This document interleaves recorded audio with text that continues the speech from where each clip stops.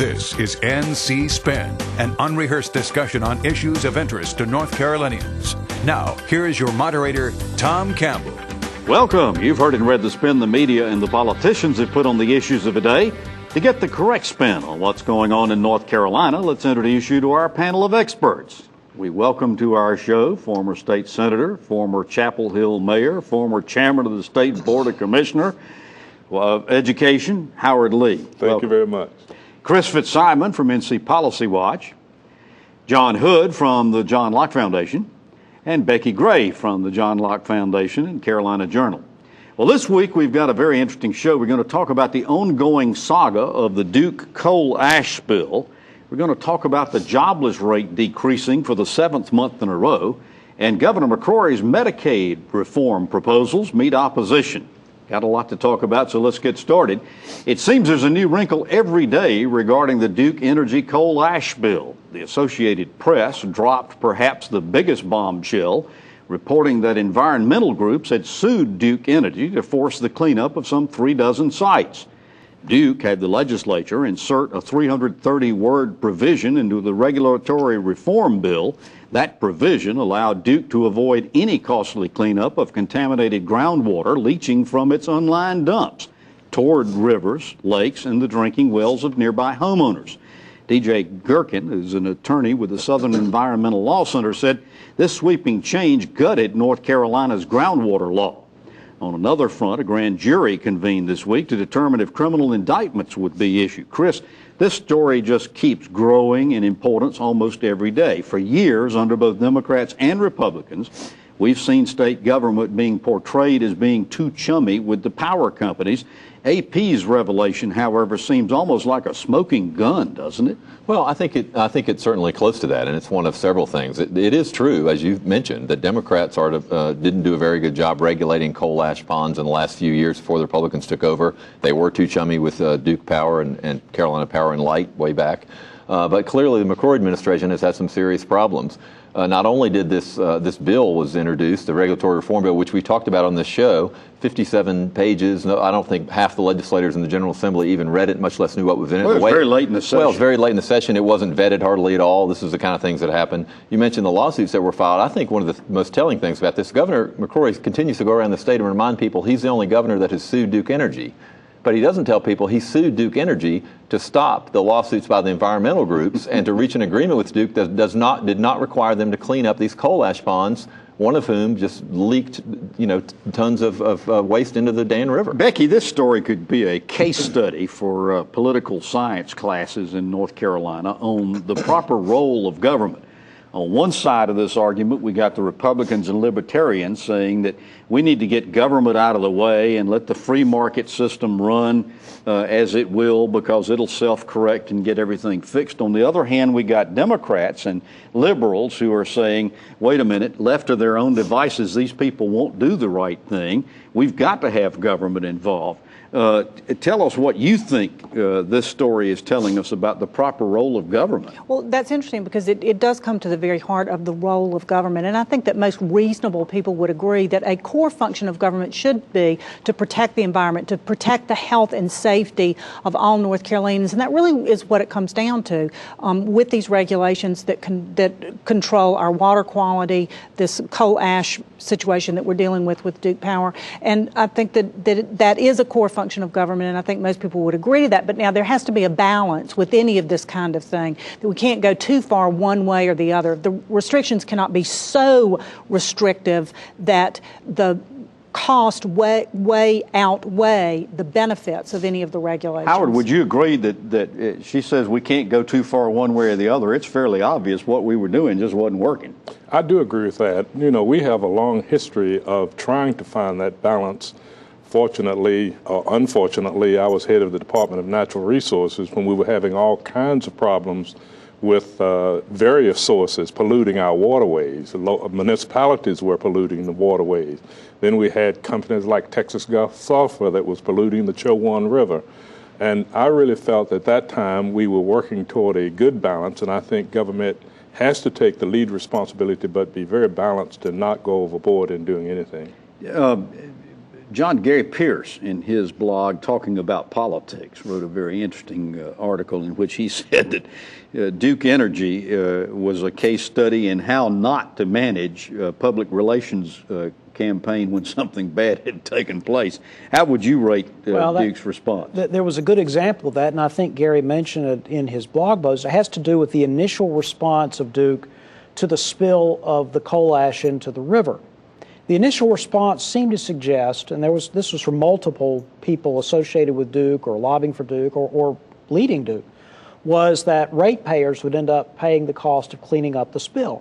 Now, very quickly, they realized, did we actually say that? We didn't mean that. And they distinguished between the spill into the river of the coal ash, which they now say shareholders will take a hit on. Isn't it realistic, though, that ratepayers will ultimately end up paying some of the cost? They're two different things. There's the spill into the river, which now Duke is saying ratepayers will not cover that. That's going to come out of the shareholders. But then there's the question of moving the coal ash itself, which is not cleaning up a spill or cleaning up an immediate threat, immediate damage to the environment. It's something that has to do with the decision there between whether ratepayers pay and whether shareholders pay is to what extent did Duke comply with previous regulations, previous groundwater permits. If they could argue they materially comply with those, then that could end up in the rate base. But if, as is argued, they didn't comply with all the permits, they didn't get all the permits they needed, then they're going to have a harder time getting the Utilities Commission to bite. So what is the message to Secretary John Scavarla? What's the message to Governor McCrory? And what's the message to our legislature out of all of this? Very quickly, I'll go around the horn. Howard? I think the legislature has to take full responsibility for being the lead and being vigilant and making sure in the final analysis that standards are set very clearly and that those standards are enforced to protect the waterways. John? One reason why nobody did anything about coal ash is there was no obvious solution that didn't cost a tremendous amount of money. This lesson, one of the lessons here is you can pretend that there's a problem that somebody else is going to deal with, but it might be you that ends up having to handle it. You might as well take action early, even if it's costly. Can't keep kicking that football down the... Right. Becki? I think another lesson here is to be judicious, to be careful before you take action, to not give in to alarmist, if you will. I think that there's still a lot of studying being done. What permits were in place? Were there violations? How bad is the spill? Is it really a pollutant? How bad is the pollutant? And how much is this going to cost if we're going to require Duke to move these deposits with the liners and those kind of things? What is the cost associated with that? Who's going to pay for it? So I think the lesson here is take time to really get all the facts together. Here's another lesson. Get the coal ash away from our water. That'd be the lesson. And Governor McCrory needs to come out before the legislative session and say, I want legislation this year. I'm going to do it as a department. We're going to figure it out, or the General Assembly's got to do it. Utilities in South Carolina managed to do it. They're underway. They're moving the coal ash. Republicans in the legislature want this done. The environmentalists want it done. Governor McCrory actually has said he wants it done, but his own environmental secretary, John Scavarla, has said he doesn't know if it should be done. So we need a clear message from the McCrory administration. Get the coal ash away from our water. One thing I think we can all agree on, this cheap coal-powered electricity that we had wasn't so cheap after all. Remember that North Carolina Spin is being aired on Time Warner cable systems except in the Raleigh-Durham area. To learn the time and channel listing, you can consult the ncspin.com website. You can also watch NC Spin anytime you want on Time Warner or on demand or the NC Spin website. We post each week's show on Friday, so view us anytime you like. And while at ncspin.com, sign up for our free weekly email newsletter Spin Cycle and follow us on Twitter at NC Spin Tweets or NC Spin Facebook. We want to hear your spin. After these messages, we're going to talk about Medicaid reform. NC Spin will return after these messages. The slogan on our family farm is growing the next generation. It means using innovative technology to conserve water and increase yields. It embodies our passion for providing food and fiber for our neighbors near and far. It represents our desire to take care of our employees, our land, and to leave a better place for our children. Farm life isn't easy, but it's a good life, and I love what I do. Every year, North Carolina patients undergo 635,000 same-day surgeries. 72% of these surgeries are performed in our highest-cost hospital facilities, adding as much as $2,000 to every procedure. The state's outdated Certificate of Need law prevents competition from lower-cost, higher-quality same-day surgery centers, inflating healthcare costs and limiting patient choice. Tell state lawmakers it's time to lower healthcare costs now. It's time to make a simple fix to an outdated law, increasing patient choice and lowering healthcare costs now. You can help. Visit reformconnow.com and tell lawmakers it's time for a simple fix to an outdated law. It's time to lower healthcare costs now.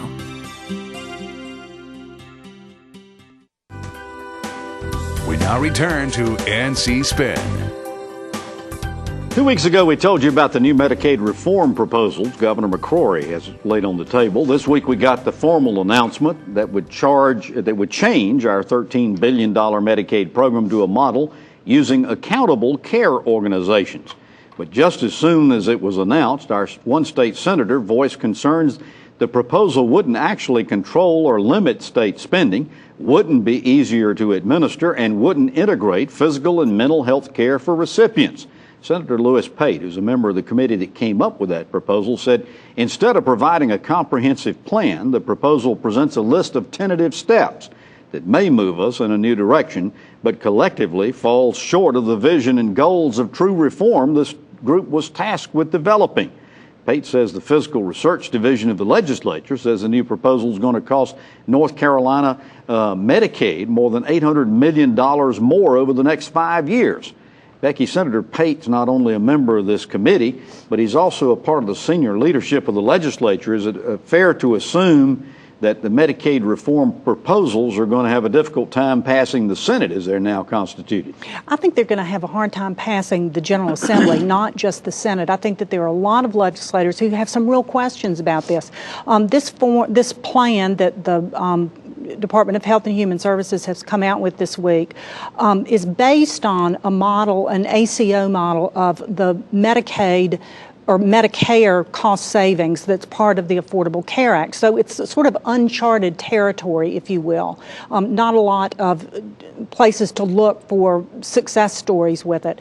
Senator Pate has expressed, and the General Assembly has expressed concern about the cost of Medicaid. And what we're learning from this, in the last 4 years, the Medicaid overrun has been $2 billion.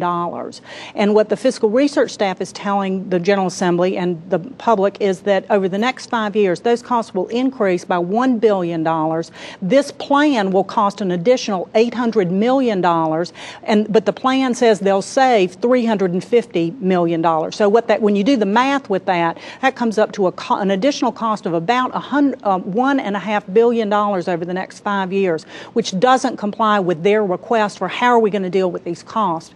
Senator Pate and some other legislators have expressed some disappointment in that the plan is not as bold and aggressive as they would like for it to be. They're also concerned about adding another layer of administrative structure to Medicaid for a department that's already so bound up with that. This was a compromise proposal that had doctors and hospitals and a lot of people that come together on it.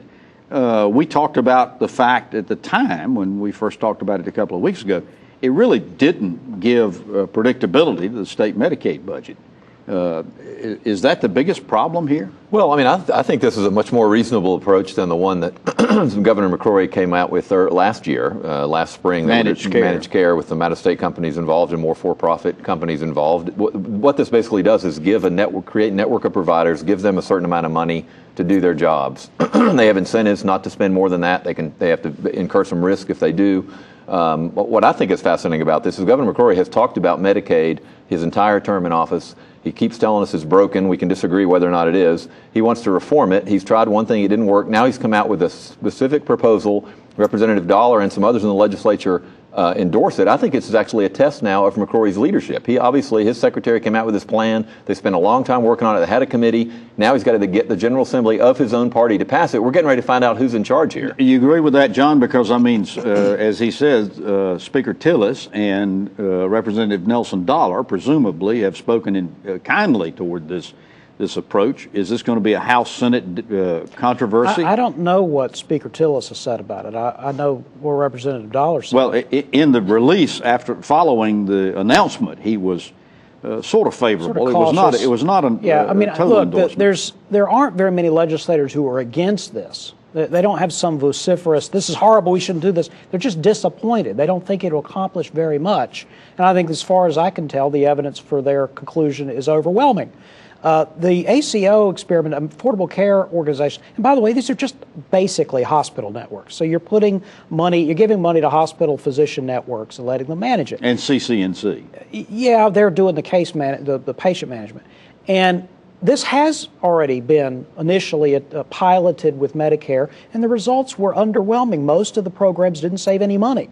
If you were expecting to save significant amounts of money, Governor McCrory's plan, whatever else you think about it, has got to be disappointing, because they're not even predicting that it would save very much money. Howard, we understand they haven't made any official announcements, but we understand the Medicaid rolls continue to grow in North Carolina, partially because when people are going to sign up for affordable care, they're being told you don't qualify for affordable care, but you do qualify for Medicaid. So we're getting new Medicaid patients, but we're also beginning to get some inkling of the fact that the Medicaid budget is going to be about $500 million more than what was originally proposed last year.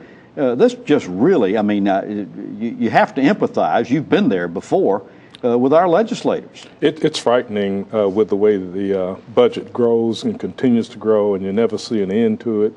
I struggled with it when I was there in appropriations, and so I can empathize a little with what the legislators are going through. But we do have to keep on the front burner our responsibility for providing access for the citizens who are continuing to move in on the rolls. I think we're going to continue to see the growth, and we're just going to have to prepare for dealing with it somehow. All right, I'm going to put everybody on the spot. I want to go around the table really quickly because we're running out of time on this segment. Is accountable care, a version of this accountable care bill Governor McCrory is proposed, going to pass or not? John, I'll start with you. I think eventually accountable care organizations will be part of some kind of Medicaid reform, but I don't think it'll be passed in its initial form. And is it going to be passed in the short session?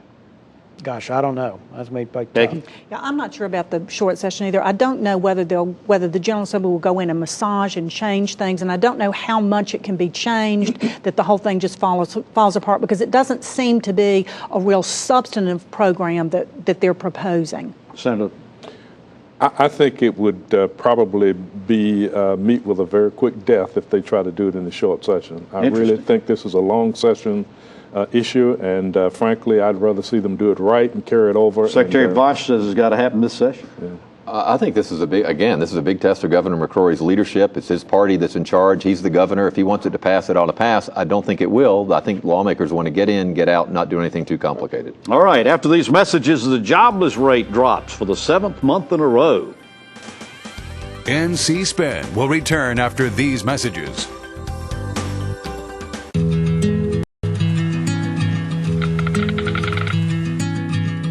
The cost of everything has gone up dramatically over the last 75 years.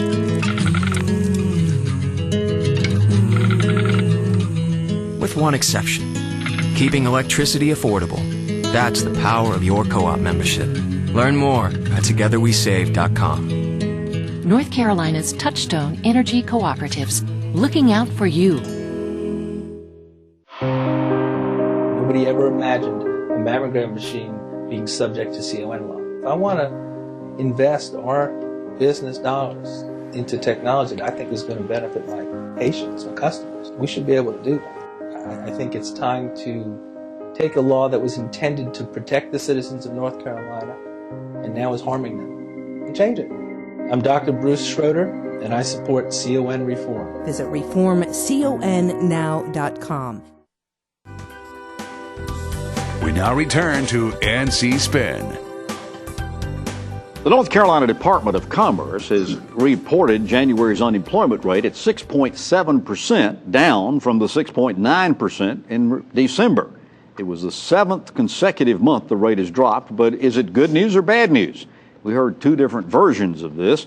First, coming from Republican legislative leaders saying this was a result of the pro-business, fiscally conservative climate the legislature's enacted, and indeed signals the Carolina comeback Governor McCrory has been touting. Others say this reduction doesn't really tell the full story. There are 100,000 fewer people who've dropped out of the labor force to the lowest levels in 3 years, they say. The drop in unemployment is a reflection of fewer people looking for work. John, confounding this reporting is the fact that the federal government has changed their benchmarking guidelines. That brought all the numbers going back to 2013 down. But the key question is, why are unemployment numbers declining without embroiling us in too many statistics? What's your explanation for this? I feel like you've twisted both arms behind my back and then asked me to demonstrate something with my arms. Well, all of the stuff I've been reading about it, I just get cross-eyed trying to understand I know, it. and we can't really talk through a lot of numbers on the show. Here's the first thing to know. It's important for people to understand that these numbers about unemployment and the number of people employed and the number of jobs created are not brought down from the mountain on tablets. They are surveys. We're used to talking about political polls, and it'll show, Tom Campbell is leading Howard Lee, 51 to 49, and we say, well, in my dreams. Yeah, but in the margin, if the margin of error was 5 percentage points, we wouldn't get too carried away with it because it's not really statistically significant difference. Right. A lot of these numbers are not statistically significant. For example, the January number, the actual job count went down in January, apparently, the preliminary number.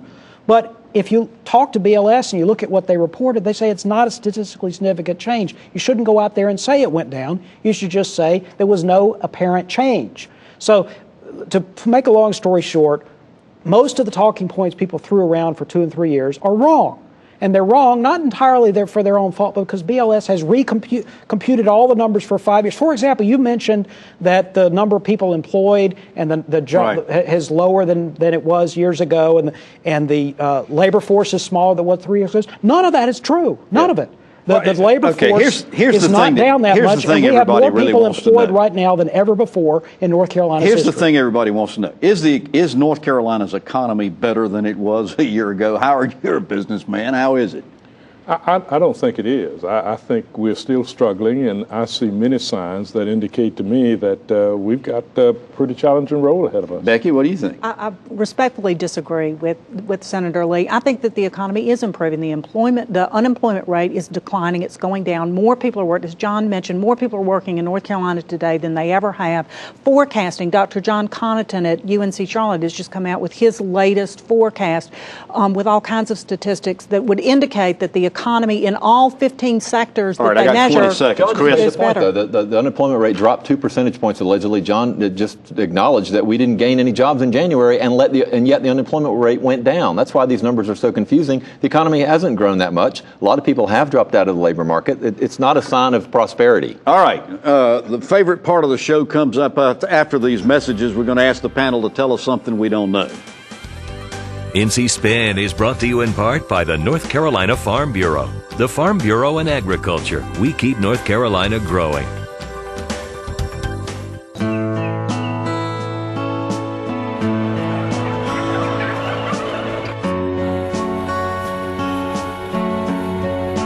It's true. Farming is different than it was 50 years ago.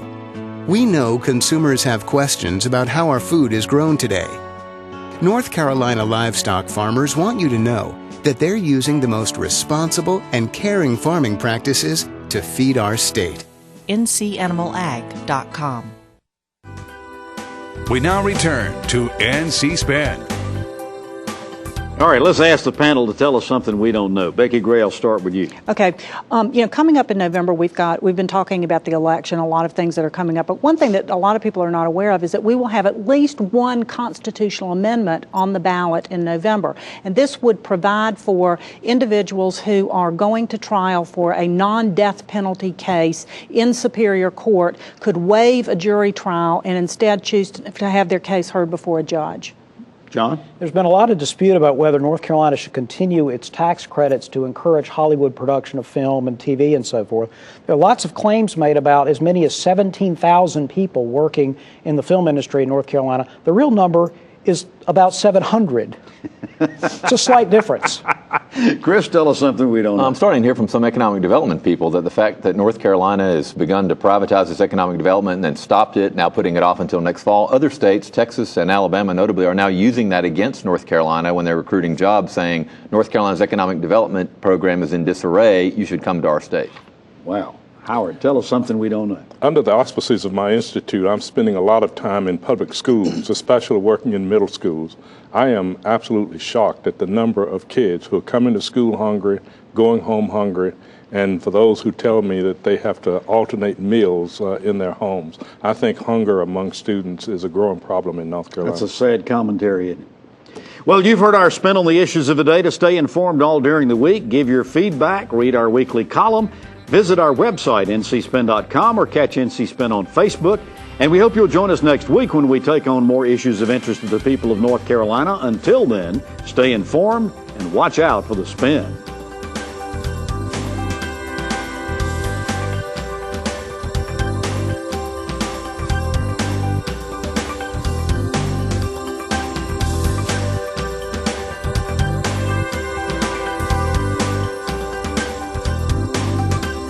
Join us next week and get the spin on issues facing our state.